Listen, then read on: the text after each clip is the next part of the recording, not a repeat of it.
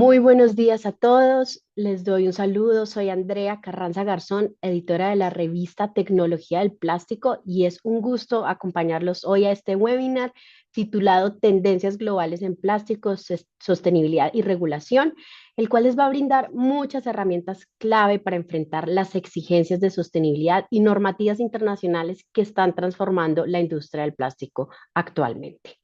En esta sesión vamos a abordar el contexto legislativo que impacta la cadena de suministro, las principales tendencias de sostenibilidad y cómo adaptarse al mercado con soluciones innovadoras y conformes con las expectativas del consumidor. Esta presentación va a estar a cargo de Ana Vasconcelos, quien es especialista en biotecnología de AIMPLAS, que es el Instituto Tecnológico del Plástico, un centro tecnológico líder con más de 35 años de experiencia que apoya a empresas de toda la cadena de valor en investigación, desarrollo, formación y soluciones tecnológicas para impulsar la innovación y la sostenibilidad del sector. Al final vamos a contar con unos 15 minutos de preguntas y respuestas. Y sin más preámbulos, le doy la bienvenida a Ana y le cedo la palabra. Muchísimas gracias. Bueno, buenos días, muchas gracias Andrea por tu presentación. Gracias a Tecnología del Plástico por la oportunidad de estar aquí hoy con vosotros y entonces empezamos nuestro webinar de hoy. Cualquier pregunta al final estaré disponible 15 minutos, también os compartiré mis datos de contacto para cualquier duda que pueda surgir. Como os decía, aquí abajo tenéis todos mis datos de contacto, mi teléfono donde tengo también WhatsApp por cualquier pregunta y también puedo compartir con vosotros el correo para cualquier duda. Bueno, os contaré un poco qué es AIMPLAS, el centro tecnológico donde trabajo, y luego ya hablaremos de las tendencias de sostenibilidad y legislación del mundo del plástico. Así que, bueno, empezaremos por hablar un poco de AIMPLAS. Nosotros somos un centro tecnológico con más de 35 años de experiencia en el sector. Aquí pone plástico, pero realmente en todo el sector de polímeros. Estamos ubicados en Valencia, en España, pero trabajamos para todo el mundo, incluso para todos los países de Latinoamérica. Nuestro propósito es construir un mundo mejor potenciando la innovación sostenible en torno a los plásticos para ayudar a las empresas a crear riqueza y empleo y contribuir para los retos sociales. Aquí arriba podéis ver una foto de nuestro monumento más famoso aquí en Valencia, que es la Ciudad de las Artes. Actualmente somos más de 280 profesionales altamente cualificados, somos un equipo que está en crecimiento continuo y, como podéis ver por la imagen, somos bastante jóvenes. Tenemos actualmente en la plantilla más de 50 doctores y 72% de licenciados. Nuestras instalaciones son estas que podéis ver en el pequeño vídeo de arriba. Tenemos más de 12.000 metros cuadrados de instalaciones con los últimos avances tecnológicos y los dividimos en 6.500 metros cuadrados para plantas piloto, ya sean de termoplásticos como de termostables, y 4.500 metros cuadrados de laboratorios. Tenemos también un pequeño edificio que es donde me sitúo yo hoy impartiendo el webinar, que es para formación. Tenemos una plataforma de formación online, así como formaciones aquí dentro de nuestras instalaciones, que ya os hablaré más adelante. Bueno, ya que al estar lejos no tenéis la oportunidad de venir a visitarnos, aunque estáis invitados, os dejo un pequeño vídeo que os voy explicando un poco pues, nuestras capacidades y nuestras plantas piloto. Empezamos por la planta piloto de compounding, donde podéis ver que tenemos extrusoras de doble bolsillo para trabajar cualquier tipo de compounds. Aquí, por ejemplo, veis que tenemos capacidades para trabajar PVC.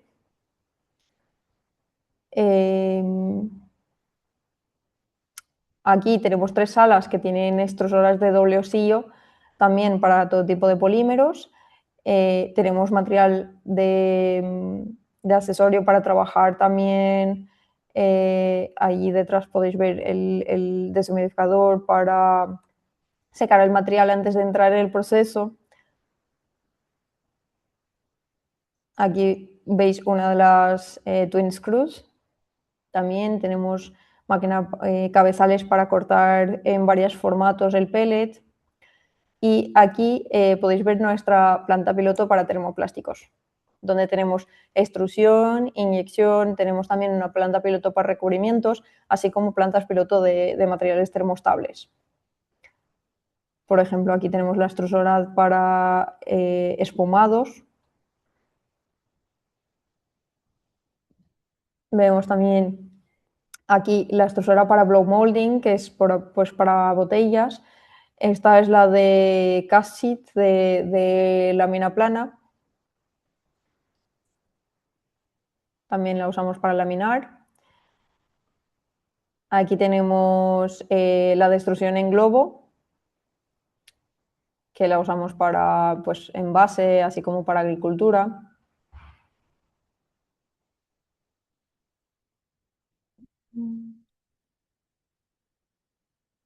Es muy, muy pequeña.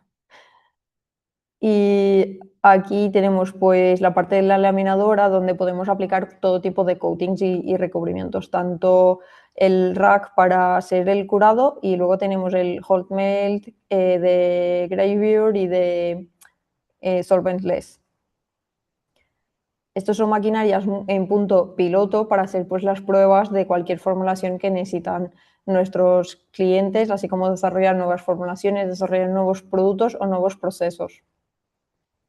Como podéis ver, es todo un poco de montar y desmontar porque así podemos hacer formulaciones tailor-made para el cliente. Aquí tenéis la parte de termoformado también y de equipamientos y termosellado, perdón, pero también tenemos equipo de termoformado y aquí tenemos una envasadora vertical para hacer pruebas con el material que desarrollamos. Bueno, os he enseñado una pequeña parte de lo que es Emplas, aunque 12.000 metros cuadrados no se puede enseñar en un vídeo, sino todo el webinar nos quedaríamos aquí mirando el vídeo.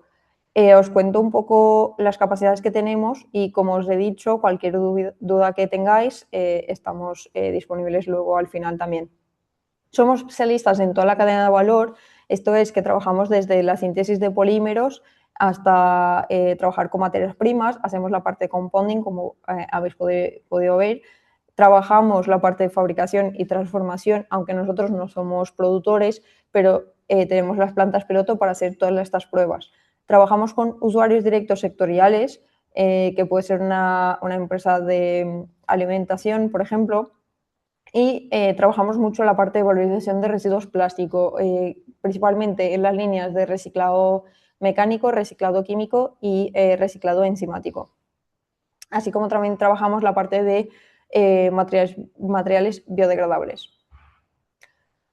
Ofrecemos una gestión integral, o sea, nosotros tenemos capacidad de desarrollar el producto o el proceso, así como validarlo luego con nuestros laboratorios. Y bueno, comentando nuestros laboratorios, actualmente tenemos 6. El primero sería el laboratorio de microplásticos, donde nosotros podemos identificar y cuantificar los microplásticos en varias matrices. Luego tenemos el laboratorio de cromatografía, donde mis compañeros analizan la composición química de los materiales. Tenemos un tercer laboratorio de seguridad, que es el laboratorio de Food Contact, donde garantizamos la seguridad de los materiales plásticos en contacto con los alimentos. Todo tipo de migraciones, ensayos de sustancias añadidas no intencionadamente. Por otra parte, tenemos el laboratorio de biodegradación y compostabilidad, donde mis compañeros se dedican a hacer las pruebas de biodegradación en varios entornos, ya sea industrial, doméstico, marino o suelo. Laboratorio de caracterización para hacer todo tipo de ensayos mecánicos, físico-mecánicos del material, y el laboratorio de automoción, que es para evaluar el rendimiento y la calidad de materiales plásticos utilizados en industrias automotriz.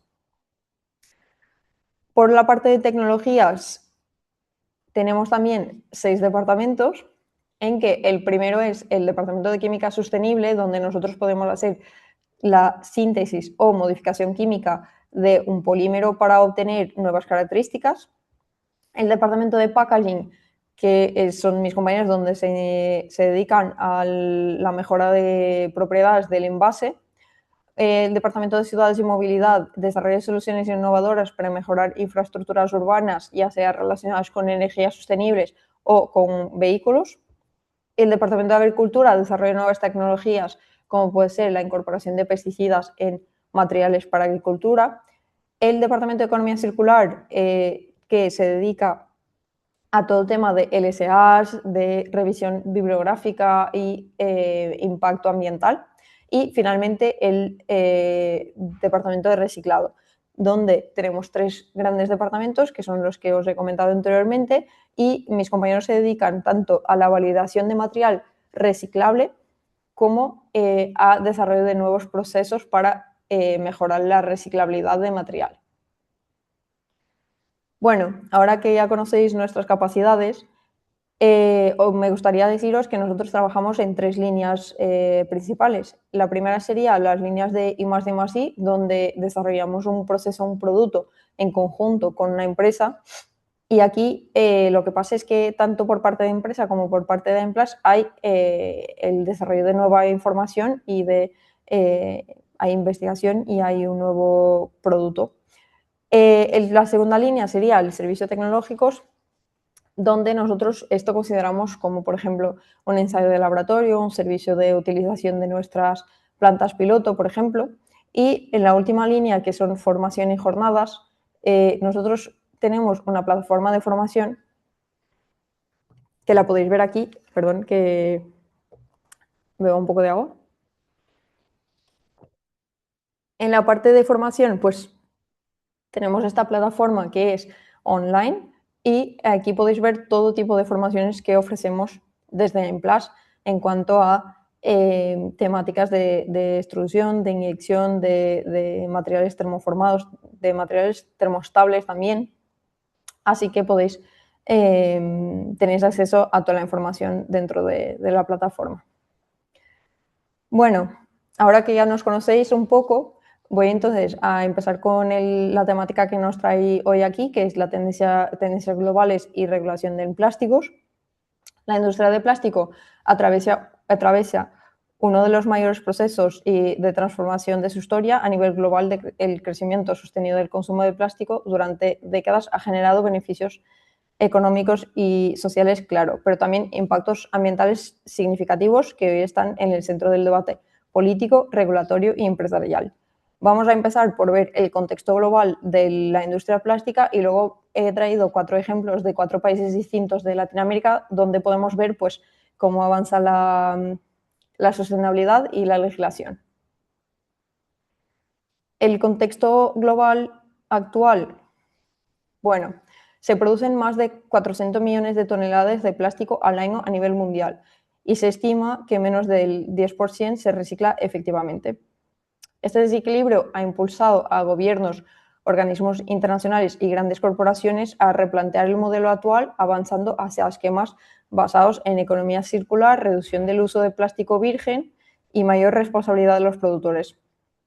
Para Latinoamérica, este contexto es especialmente relevante, ya que la región combina el crecimiento del consumo, infraestructuras de gestión de residuos aún en desarrollo, que la vamos a ver también adelante, y una presión regulatoria creciente, muchas veces inspirada en modelos europeos. También en el tema de contexto de mercado he traído algunas noticias.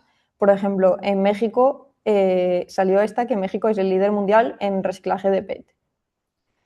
Sector plástico busca superar el 1.700.000 toneladas de PET reciclado al año, también de México.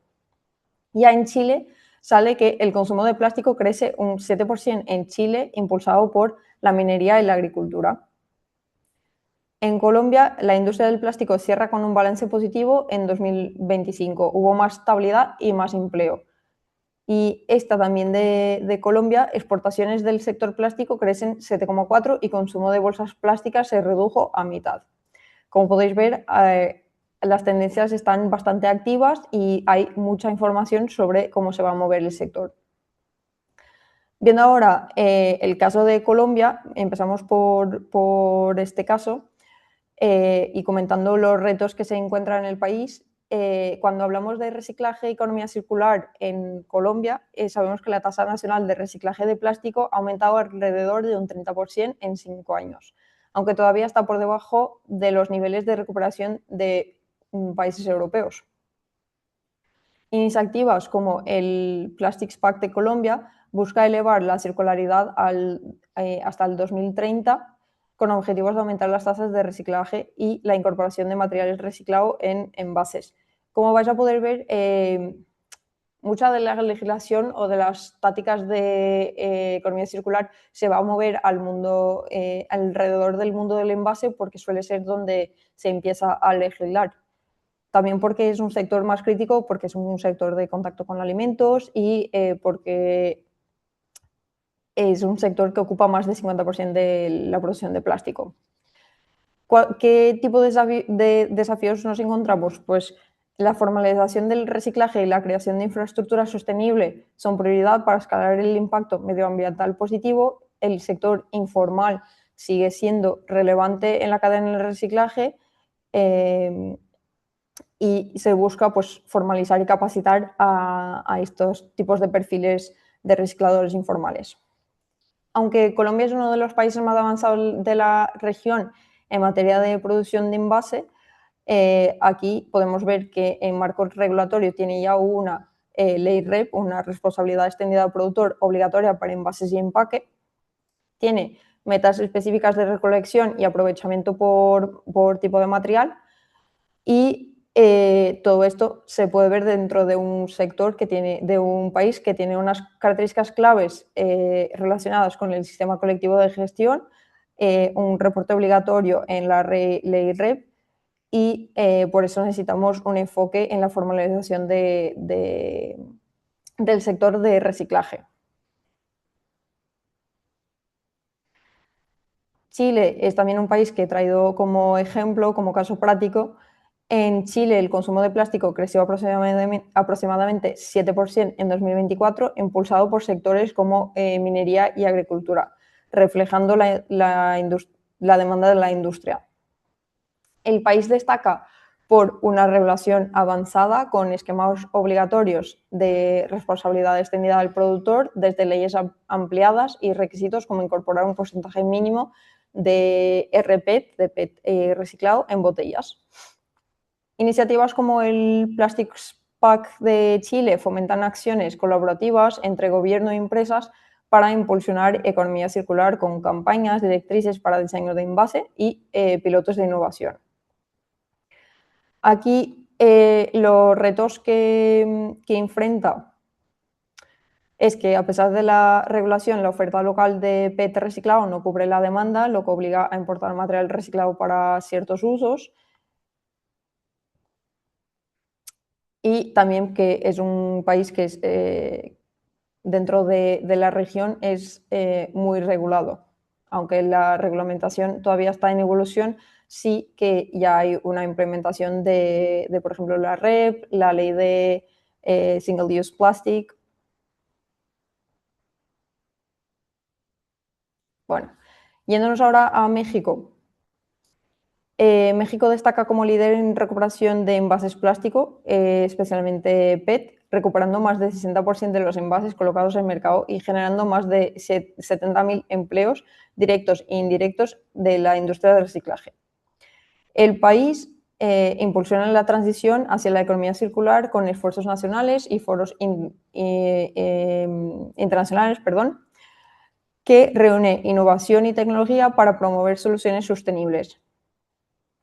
Iniciativas respaldadas por organismos como el Banco Interamericano de Desarrollo están fortaleciendo la gestión integrada de residuos y el reciclaje de plásticos flexible y rígido en México. Este país tiene uno de los mercados más grandes de envases plástico en la región, con un volumen de consumo alto comparado con otros países latinoamericanos.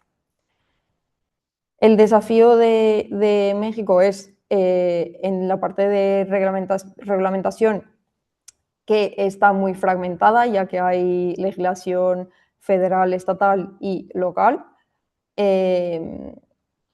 Y también que aunque el reciclaje de PET es sólido, la tasa global de reciclaje de todos los plásticos aún puede mejorar. En el marco general de legislación, la Ley General para la Gestión Integral de los Residuos establece principios básicos. No existe aún la ley nacional de envases con REP obligatorio, y hay una reglamentación local distinta de la federal. Esto es, estados y municipios han avanzado en provisiones, por ejemplo, de bolsas, pajitas y plásticos de un solo uso, por ejemplo, como en Ciudad de México, en Jalisco, en Baja California, y esto genera pues, una falta de homogeneidad en lo que es la legislación y una dificultad para las empresas con operación nacional, ya que se tiene que adaptar a varios contextos legislativos. Finalmente, en Perú, que es el último país que traigo,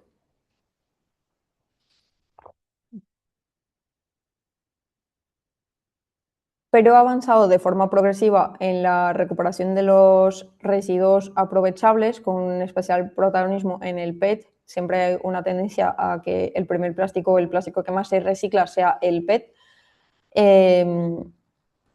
también por sus características técnicas, que concentran la mayor parte de las tasas de reciclaje del país. El sistema de reciclaje se apoya en gran medida en el sector de recicladores formalizados, que desempeñan un papel clave en la recolección, clasificación y valorización de materiales, generando empleo e impacto social positivo.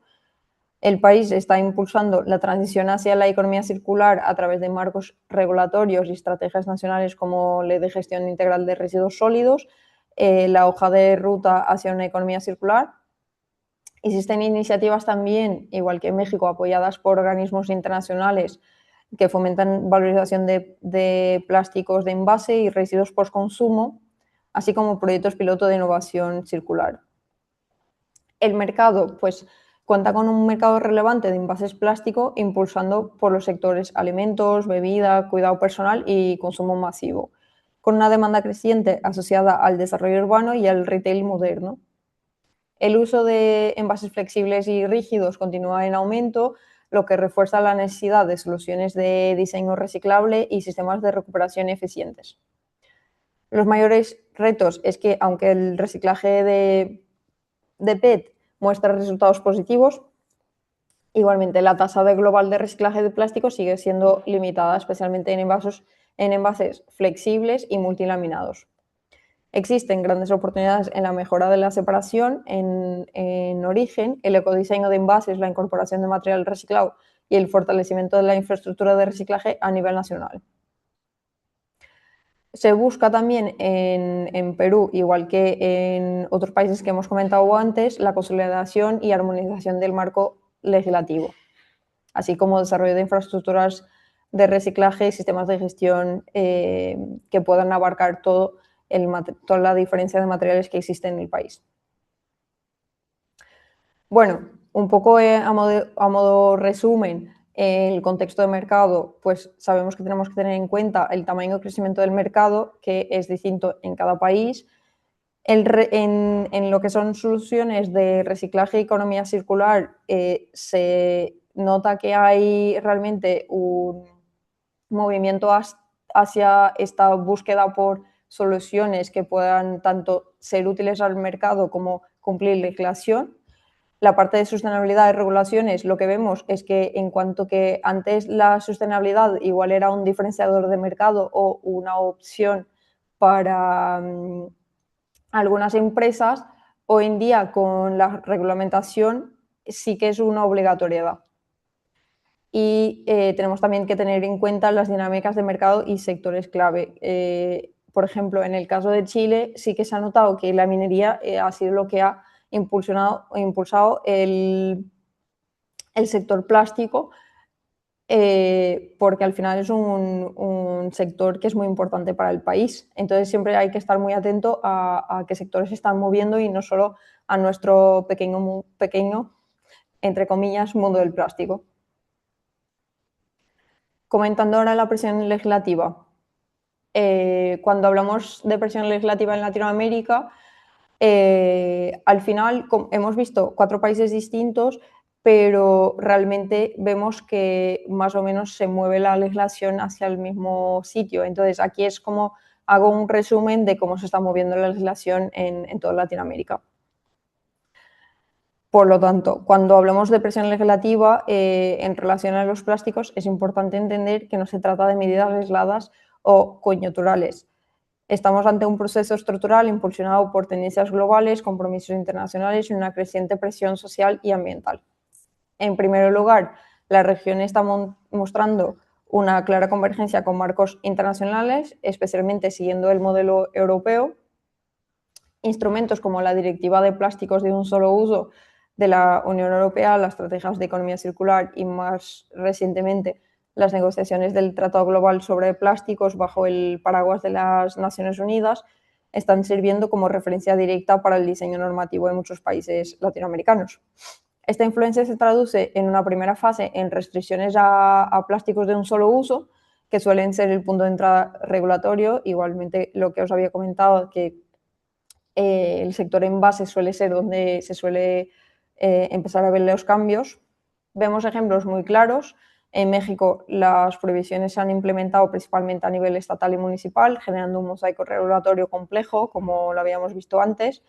En Chile, la prohibición nacional de bolsas plásticas fue uno de los primeros pasos antes de avanzar hacia un modelo REP más completo. En Colombia, las restricciones a single-use plastic, a plásticos de un solo uso, se están integrando dentro de una estrategia más amplia de gestión de envases, y en países como Argentina o Perú, estas restricciones aparecen de forma parcial, tanto a nivel nacional como a nivel local.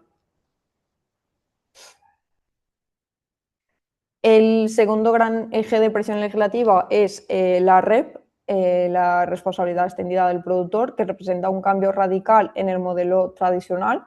Bajo este esquema, el productor deja de ser deja de ser un actor de la cadena, así como deja de ser responsable únicamente por el producto que pone en el mercado, y pasa a ser responsable también por su residuo. Chile es el ejemplo más avanzado con una REP obligatoria y metas definidas de envase. Colombia cuenta ya con un sistema operativo con objetivos claros de aprovechamiento. Perú se encuentra en una fase de implementación progresiva, mientras que México o Argentina aún están en etapas de discusión y desarrollo, aunque con una presión creciente para avanzar en esa dirección. Este avance regulatorio trae consigo un endurecimiento de los requisitos técnicos del material. Ya no es suficiente con que un material funcione desde el punto de vista mecánico o económico, cada vez se exige más evidencia de reciclabilidad real, compatibilidad con los sistemas de gestión existentes, contenido de reciclado verificable, etiquetado ambiental correcto y, en muchos casos, certificación por terceros. Eso también lo vamos a ver más adelante, qué tipo de certificaciones hay y cómo las podemos obtener. Esto impacta directamente en el diseño de material, en la selección de aditivos y en los procesos de validación. Finalmente, es importante destacar que uno de los mayores retos de Latinoamérica es la fragmentación normativa. La coexistencia de regulaciones nacionales, provinciales y municipales genera un riesgo regulatorio significativo para la industria. Esto obliga a las empresas a adoptar estrategias técnicas más robustas y flexibles, capaces de cumplir con distintos marcos normativos y de anticiparse a futuros cambios. En resumen, la presión legislativa en Latinoamérica es clara, creciente y convergente. Los países avanzan a diferentes velocidades, pero todos se dirigen hacia modelos más restrictivos, con mayor responsabilidad para el productor y mayor exigencias técnicas. La clave para la industria no es reaccionar cuando la legislación llega, sino anticiparse desde el diseño, la I+D y la validación técnica. En lo que es la economía circular, que es al final de lo que hemos estado hablando, tanto por el contexto de mercado como por el contexto de presión legislativa, vemos que la solución o lo que se busca son soluciones de economía circular, que sean más sostenibles y más circulares. Entonces, esto realmente se traduce en requisitos técnicos concretos. El primero es la reciclabilidad demostrable. la compatibilidad con flujos existentes y la reducción de complejidad de material. Esto si nosotros buscamos una solución reciclable, que es de lo que vamos a hablar ahora. En lo que es la reciclabilidad demostrable, ¿cómo lo puedo hacer? Pues primero tengo que pensar desde un punto de vista de diseño para el reciclaje. O sea, ¿cómo puedo yo hacer con que mi producto en su final de vida vaya a ser compatible con flujos existentes? Luego también tenemos el ecodiseño, que aunque suene parecido, son cosas distintas. Esto tiene que ver con la reducción de complejidad del material. Igual que tengo 9 capas, puedo pasar a un doble o un monocapa, por ejemplo, y eso va a ayudar en la reciclabilidad. Y ahora vamos a hablar también de la incorporación de material reciclado, porque vale que ya tengo un material que sé que es reciclable, pero ¿y ahora qué hago con él? Hay que comprobar que hay la posibilidad luego de incorporarlo en otro nuevo producto. Vale, como os comenté antes, en lo que es la certificación por terceros, tenemos las opciones de hacerlo con Recyclash, donde tenéis un sello que es Design for Recycling, que es lo que hablamos primero de diseño para reciclabilidad. Y hay también el Recyclash Recycling Process, que es pues de reciclabilidad de material. Hablando ahora de exigencia creciente de contenido reciclado, esto trae muchos retos técnicos clave, que serían pues, la variabilidad de propiedades, la trazabilidad y consistencia de calidad. En el caso de que sea para materiales de contacto alimentario, tenemos también que tener en cuenta las migraciones, cumplir con la legislación para contacto alimentario y la presencia de sustancias añadidas no intencionadamente. Este material necesita la validación y certificación, pues, así como una trazabilidad muy alta. Esto pasa por demostrar origen, el porcentaje que luego se incluye en el producto final y la aptitud para uso previsto. Todo esto va a tener un impacto directo en diseño y formulación porque tenemos que tener en cuenta las diferentes características, así como la validación técnica. En Latinoamérica, el contenido reciclado está pasando de ser un compromiso voluntario a un requisito técnico verificable. Y para verificarlo, pues tenéis también varias certificaciones y una de ellas es Recyclash Recycled Plastics Traceability, que trata pues de toda esa parte de trazabilidad. Vale, ahora que hemos hablado de todos los problemas que tenemos y todos los retos o desafíos, a mí me gusta verlos como oportunidades. Entonces, vamos a ver cómo ha sido la respuesta de la industria a este tipo de problemáticas.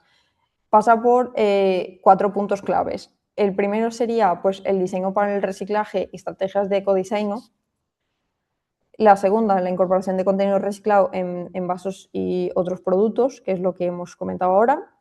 Desarrollo de alternativas biobasadas y biodegradables y tecnologías avanzadas de clasificación y reciclaje químico. Hablando del primer tema, desarrollo de alternativas biobasadas y biodegradables, ahora os voy a enseñar algunos proyectos y algunos ejemplos de soluciones que hemos desarrollado en conjunto con empresas y con stakeholders del sector. Vale, por ejemplo, en el proyecto Greco, este es un proyecto innovador diseñado para abordar retos claves de los sectores de bioeconomía. Ha reunido un consorcio de 12 expertos y lo que se ha hecho es, por extrusión reactiva, hemos desarrollado un copolímero de PLA a medida, seguro y sostenible desde el diseño para poder escalarlo. El PLA acaba por ser más sostenible, de base biológica, reciclable y biodegradable. En BioSubPack es un proyecto que a través de tecnologías a través de biotecnología hemos hecho un upgrading de la producción por reciclado enzimático de PHA, de envases rígidos de PHA y PHB para poder volver a incorporarlos en pues cosméticos, bebidas, home care y alimentación. Hablando ahora de otra solución de la industria, es tener en cuenta tecnologías avanzadas de clasificación y reciclaje avanzado. Vamos a empezar por ver nuevas técnicas que nosotros tenemos aquí disponibles en nuestras plantas piloto de reciclado mecánico. Arriba podemos ver las tecnologías que tenemos de reducción de tamaño para trituración y molienda, pues el molino desgarrador. Para cauchos, por ejemplo, un molino cortador y un molino triturador para luego poder tratar ese residuo.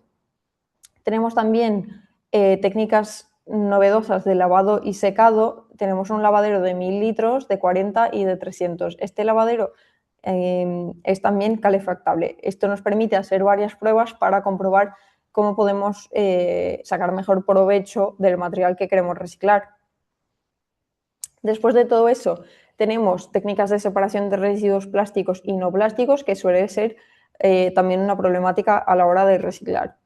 Entonces, disponemos de una cámara de visión artificial, clasificación por NIR, que es Near Infrared, por radiación visible y por IA. Tenemos luego aquí la tercera máquina, es una máquina para clasificación por color de pellets y flakes. La de abajo, la verde, es un equipo que nos permite la separación triboeléctrica y electrostática para poder separar los metales de los plásticos. Esta roja en forma de S es para separación por elutreación, que es básicamente una separación por densidades. Y también tenemos, aunque no tenga fotos disponibles porque son nuevas, maquinaria para separación por corrientes de Foucault y una separación por mesa densimétrica. Todo esto son tecnologías de sorting que varios recicladores tienen disponibles en sus instalaciones, y nosotros aquí lo que podemos ayudar es hacer esas pruebas para que luego vosotros podéis aprovechar mejor vuestros residuos. Esto por parte de reciclado mecánico. Hablando ahora de la parte de reciclado avanzado, nosotros tenemos plantas piloto de termólisis y pirólisis, donde lo que se hace es básicamente calentar el polímero de una manera a que vamos a obtener una parte sólida, que son las cenizas, una parte gaseosa y una parte líquida, que es el aceite pirolítico o el nafta, y de ahí se puede, pues, con nuestro equipo de síntesis, polimerizar nuevos polímeros.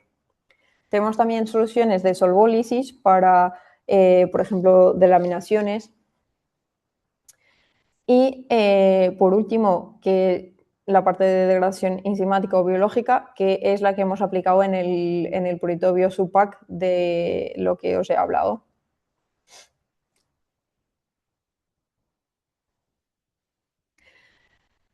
Vale. En esta parte es la parte de este tipo de soluciones, es la parte de ecodiseño. Me falta aquí una diapositiva. Y un poco mirar cómo se ha solucionado este problema. Pues hemos buscado soluciones también en varios proyectos y con varios clientes y la industria al final ha buscado este tipo de soluciones de reducción de peso. Han obtenido una disminución de materiales de 15 a un 30% sin pérdidas de rendimiento. Esto también luego va a ayudar a que sea más reciclable. Y por tema de tanto de plásticos de un solo uso como de ley REP, se busca actualmente muchas soluciones que sean reutilizables, o sea, con un diseño enfocado en extender el ciclo de vida del envase mediante materiales duraderos, o sea, materiales rígidos, para que pueda haber un sistema de devolución y que se pueda rellenar de nuevo ese mismo packaging. Hablando ahora de alternativas biobasadas, hemos trabajado también con desarrollos de formulaciones en PLA, PHA y biopolietileno, así como mezclas de almidones. Esto lo hemos hecho a través del uso de nuevas tecnologías para la producción y selección de materiales. Os comento un proyecto que hemos tenido que se llama, que luego hay también más información sobre eso en nuestra página web, que es Comfort PHA, donde hemos desarrollado bioplásticos biodegradables para envase cosmético, alimentario y el sector agrícola. En el contexto de este proyecto, apostamos por el desarrollo de nuevas formulaciones de bioplásticos basados en el grupo de los PHA con el objetivo de impulsar nuevas líneas de desarrollo de productos basados en estos materiales biodegradables. En particular, trabaja formulaciones basadas en el copolímero de PHBV para aplicaciones en sector envase y agrícola, empleando tecnologías de procesado innovador para esta tipología de polímeros. Bueno, un poco por resumir, creo que la pregunta siguiente sería: ¿y el futuro? ¿Qué va a pasar? Actualmente tenemos que tener en cuenta que vivimos un periodo de instabilidad muy grande. Estamos en un periodo que es un poco pues, volcánico, ¿no? Que no sabemos lo que va a pasar en el día de mañana. Tenemos que tener en cuenta también todos los acuerdos que se ha hecho entre los varios países y cómo eso va a impactar el sector plástico. Por ejemplo, el acuerdo de Mercosur, aunque yo creo que no vaya a tener un impacto directo, sino estructural sobre la reglamentación del plástico. Se va a buscar pues, más similitudes con estructuras europeas. Entonces, realmente creo que se va a mover la legislación y como se está moviendo, como lo que hemos visto hasta ahora, para soluciones más sostenibles, de la misma manera que la industria y las empresas tienen que buscar también soluciones industriales y técnicas que puedan dar respuesta a ese tipo de pedidos por parte de tanto la legislación como del mercado. Y bueno, quería daros las gracias por haber estado aquí escuchándome y abrimos la parte de preguntas. Así es, muchísimas gracias, Ana. Tenemos una pregunta de Santiago Corral que nos dice, con respecto a las PFAs y su restricción en mercados europeos, ¿cómo ve el panorama para Latinoamérica?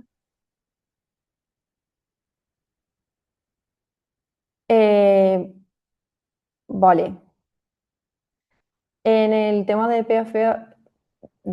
PFAs, yo creo que va a tardar un poco hasta que la legislación llegue a Latinoamérica. Bueno, justo hace poco, bueno, este año, justo el día 1 de enero, en Francia han prohibido totalmente este tipo de químicos para algunos sectores. Está también bajo la EFSA, que es la Agencia Europea de Seguridad Alimentaria, lo están revisando, aunque es un informe de... La última vez que lo he revisado yo creo que tendría 200 páginas. Entonces yo creo que es un tema que en Europa se está moviendo muy lentamente. Creo que para que llegue a Latinoamérica ese tipo de restricciones va a tardar un poco más. El tema es que si vosotros exportáis a Europa, sí que lo mejor sería estar atentos a este cambio de legislación, aunque actualmente no haya nada claro y que no sea la ley que acaba de salir en Francia. Tenemos una otra pregunta. ¿Qué criterios o parámetros se utilizan para evaluar la reciclabilidad de un producto? Si se tratara de un material multicomposición, ¿cómo se tiene en cuenta la compatibilidad polimérica entre los distintos materiales en esa evaluación? Vale, esta pregunta son muchas preguntas. ¿Qué criterios o parámetros se utilizan para evaluar la reciclabilidad de un producto? A ver, la reciclabilidad se puede evaluar de varias maneras. Se puede evaluar por el tema revisión de fichas técnicas y se puede tener una idea o hacer una simulación de qué reciclabilidad va a tener ese producto, pero realmente para estudiar la reciclabilidad de un producto se tiene que pasar por una planta de reciclado o una planta piloto de reciclado para poder comprobar que realmente técnicamente sí se puede reciclar y llegar por ejemplo, un film a un film con las mismas características. Eso es un material reciclable. Perdón, que era una pregunta muy larga y me he perdido. Se trata de un material multicomposición, como se tiene en cuenta la compatibilidad polimérica. Claro, en el tema de materiales multicomposición o multicapas o con varios materiales se tiene que aplicar diferentes técnicas de reciclabilidad para poder reciclarlo. O lo que comentaba yo de diferentes técnicas de separación de materiales o igual si no se puede separar los materiales aplicar ya reciclabilidad, reciclaje, perdón, avanzado con temas de pirólisis o temas de solvólisis. Nos Siguiente preguntan pregunta. también cuáles son las materias con respecto a los bioplásticos, cuáles son las materias primas para elaborarlos. Sería interés informar si ya están en una producción en masa o solo a nivel de modelos y de ensayos. Un momento. Vale. Sí, bueno, mis compañeros seguramente te podrían pasar más información si luego la quieres. Hay bioplásticos y plásticos biobasados ya disponibles en el mercado. Están ya, algunos ya están a la venta para que se pueda pues, procesar y vender ese film o el material rígido que tenga esas características. Luego también hay que tener en cuenta las diferentes características y diferentes enfoques o sectores a los cuales se puedan aplicar este tipo de materiales. Saludos desde el IPC de Colombia. Te preguntan que si crees que a 2030 Colombia tenga niveles de reciclaje como los existentes actualmente en Europa. Eh,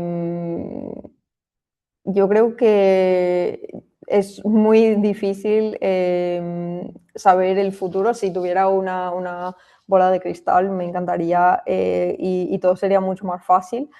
Creo que Colombia actualmente está pasando por varios cambios legislativos, está pasando también por, bueno, el ISP lo sabe mejor que yo seguramente. Tenéis ahora también elecciones en el país que bueno, va a cambiar igual alguna legislación o algún, más que legislación, algún enfoque de cara a futuro. Entonces, creo que ahora mismo no se puede hacer ningún tipo de previsión en cuanto a cómo va a avanzar. Tenemos bastantes preguntas, Ana. Por ejemplo, Lorena Pérez Sí. nos pregunta, ¿el uso de una alternativa biobasada como un bio-HDPE, cómo cambiaría en propiedades mecánicas o de resistencia versus un envase sin esta característica? ¿Mantendría misma resistencia y vida útil? Eso es un case by case, depende del material, pero químicamente no tendría por qué afectar las propiedades mecánicas el bio-HDPE. Lo que sea ser biobasado no iría a tener un efecto, no iría a afectar directamente las propiedades mecánicas. Luego también hay que tener en cuenta que los polietilenos tienen aditivos, tienen luego también temperaturas de procesamiento y todo eso se tiene que tener en cuenta cuando se habla de polímero y luego se quiere una solución a producto final. Entonces, todo eso tiene que tenerse en cuenta. Se nos está acabando el tiempo. Vamos a dar tiempo para unas tres preguntas más. ¿Te parece, Ana? Vale, me parece. Andrés, si me dejas. Bueno, no sé si vosotros luego lo vais a compartir, pero para estas preguntas he visto que en mi presentación no tengo mi correo.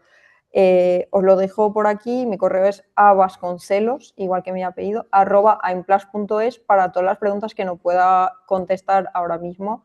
Lo podemos hacer seguimiento luego por correo. Perdón, sí, Claro elige que tus sí, preguntas y perfecto.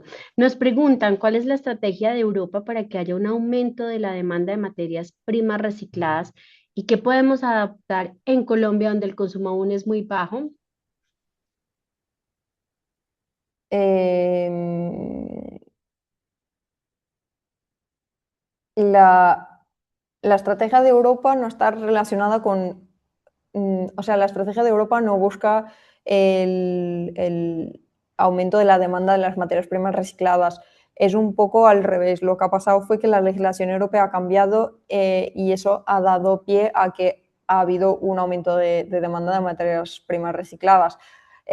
Yo creo que haya una legislación estándar, clara, eh, eso es lo que ha hecho que haya un aumento de demanda en Europa. Nos pregunta John Moreno con respecto al envase de bebidas, en este caso el PET, aunque las grandes marcas continúan con esta tendencia, ¿se avisora en un futuro un cambio en cuanto a la utilización de este material o se mantendrá en el tiempo? Mm, yo creo que por las características del PET se mantendrá en el tiempo. Bueno, perfecto. Pues muchísimas gracias Ana por tu tiempo y por esta presentación que ha sido muy fructífera. Yo creo que todos podrán estar de acuerdo y les agradecemos a todos los asistentes por acompañarnos en este webinar. Les recordamos a todos que la grabación de este webinar va a ser enviada a sus correos electrónicos de todos los participantes y les compartiremos el correo de Ana para que puedan hacer todas las preguntas que tenemos, pero debido al tiempo que ya se nos está acabando, no podemos resolverlas.